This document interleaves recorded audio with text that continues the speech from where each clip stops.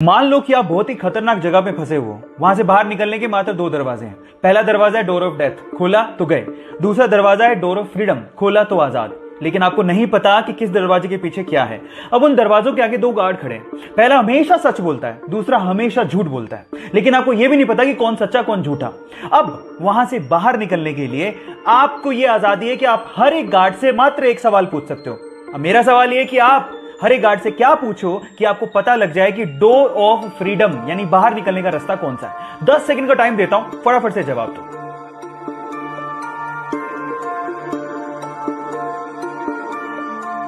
तो चलिए गाइस, मैं आपको जवाब देता हूं। आप ये सवाल पूछोगे हर एक गार्ड से कि अगर मैं दूसरे गार्ड से पूछूं कि डोर ऑफ फ्रीडम कौन सा है तो वो क्या जवाब देगा।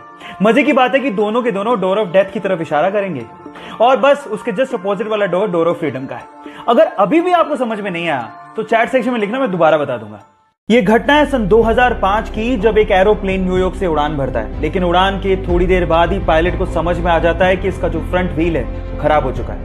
अब पायलट प्लेन को लैंड कराने का फैसला करता है, लेकिन लैंड करवाने से पहले वो प्लेन को लगातार 2 घंटे तक आसमान में ही चक्कर कटवाता है ताकि फ्यूल खत्म हो जाए और लैंडिंग के वक्त उसमें आग ना लगे।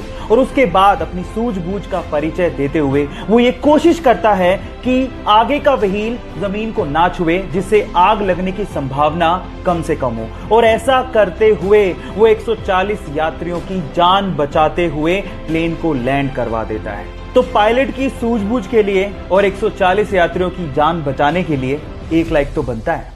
चलिए गाइस, आपकी नॉलेज चेक करते हैं। क्या मुझे बता सकते हैं कि दुनिया में माउंट एवरेस्ट की खोज से पहले सबसे ऊंचा पर्वत कौन सा था? मैं आपको 5 सेकंड का टाइम देता हूं, सोच के बताइए।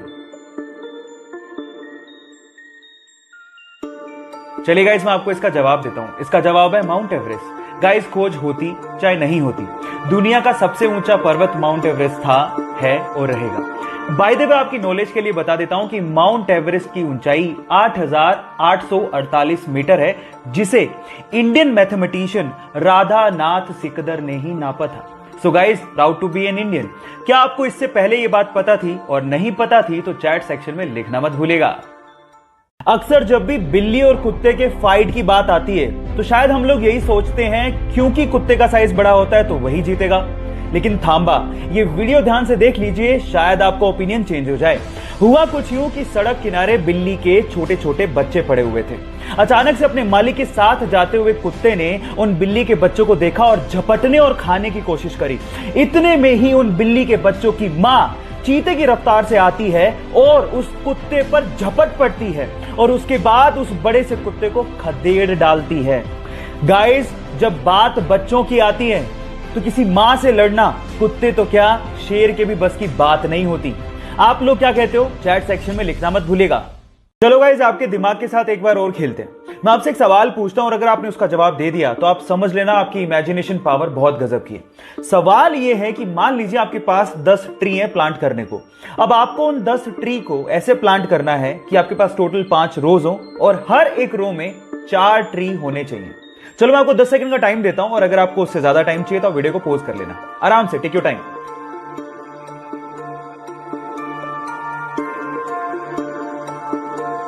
चलिए गाइस, मैं आपको बताता हूं, बहुत सिंपल है। आपको पहले एक स्टार बनाना है। आपको एक स्टार बनाने में टोटल 5 लाइनें लगती हैं।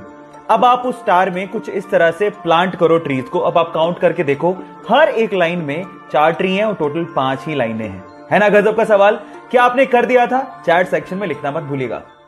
गाइस, अगले 30 सेकंड में मैं आपको बता दूंगा कि इन दी हुई जगहों में से अगली बार आप कहां घूमने जाने वाले हो। आप तैयार हो? चलिए, आप एक काम करिए, आप 1 से लेके 9 तक कोई एक नंबर सोच लो। सोच लिया? अब उस नंबर को आप 3 से मल्टीप्लाई कर दो। कर लिया?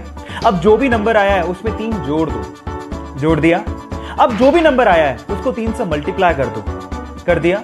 अब जो फाइनल नंबर आया है उसमें आपको 2 डिजिट का नंबर होगा। उन दोनों 2 डिजिट के नंबर को आपस में जोड़ दो।